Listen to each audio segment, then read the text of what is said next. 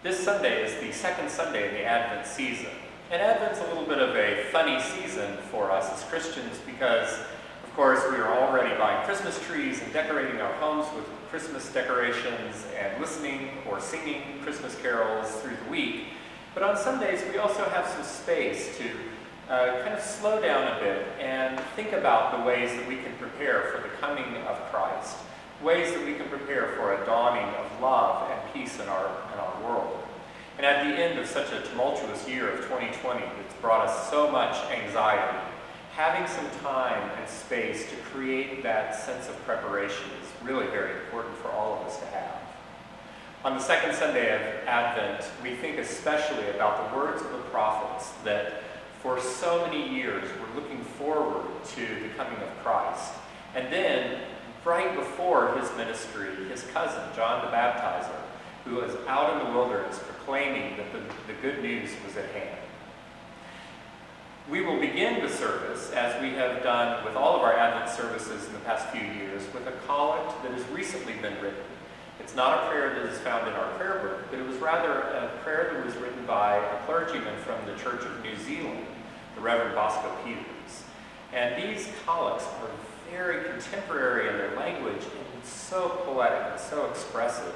So I really call your attention to the way that the collect of the day starts the service off in a real sense of intimacy. And then we'll have Isaiah's wonderful words from the 40th chapter, that a voice cries out from the wilderness, "Get you up to a high mountain and prepare the way of the Lord. Comfort, oh comfort ye my people." This passage that's not very long and yet so rich with so many images. And those images will be picked up in several of the hymns. The sequence hymn that will follow that Isaiah passage, "Prepare the way, O Zion, your Christ is drawing near." This is something that comes from the Swedish tradition, actually, both the text and the tune. And it has a real lilting, dancing feel to it.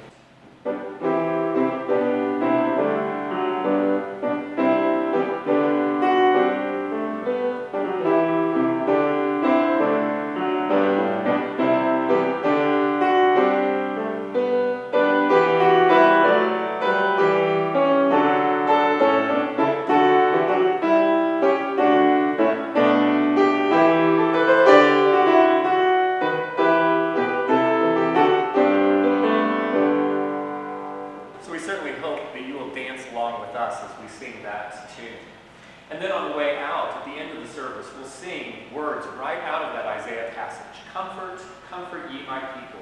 Speak ye peace. Thus saith our God." This comes from the northern French, southern Netherlands tradition of singing the Psalms. This tune was probably written by either Charles Goudimel or Louis Bourgeois, who wrote many of those great metrical psalm tunes. And this was originally paired with words from Psalm 42. But then it later kind of migrated to this Advent text in the German tradition.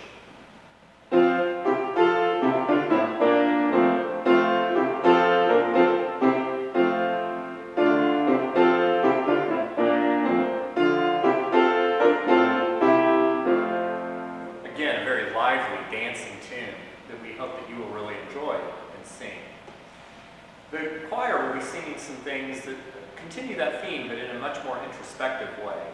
At the offertory, the choir will be singing a setting of John Wesley's words, "Come thou long expected Jesus," and matching these very familiar words with new music written by Stephen Rickards. Stephen is actually a friend and a fellow musician. He's a countertenor, meaning he's a male, but he sings in the alto range.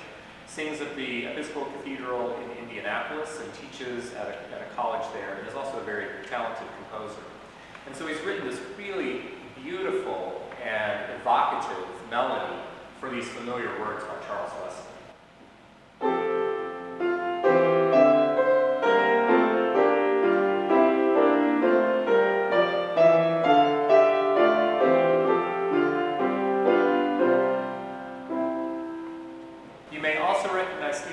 Name. He has performed here a couple of times on our concert series with his Baroque group, Echoing Air. So it's a little bit of a tie-in that we can enjoy with this music. And then at the communion, the choir will be singing a setting of the Mummers' Carol. The Mummers were in England, in medieval England. These were folks that did some of the miracle plays and would sing songs as part of those miracle plays. And one of those tunes has persisted on and been known as the Mummers' Carol. And this is a setting by the St. Louis-based composer Robert Lane.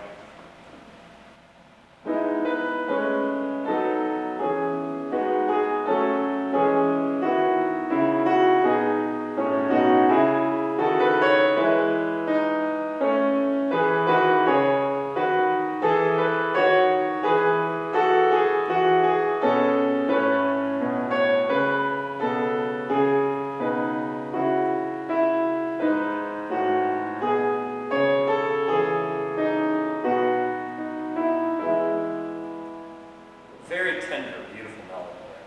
So we have a lot of great music of preparation in store for you. We hope that you will come and worship with us this second Sunday of Advent.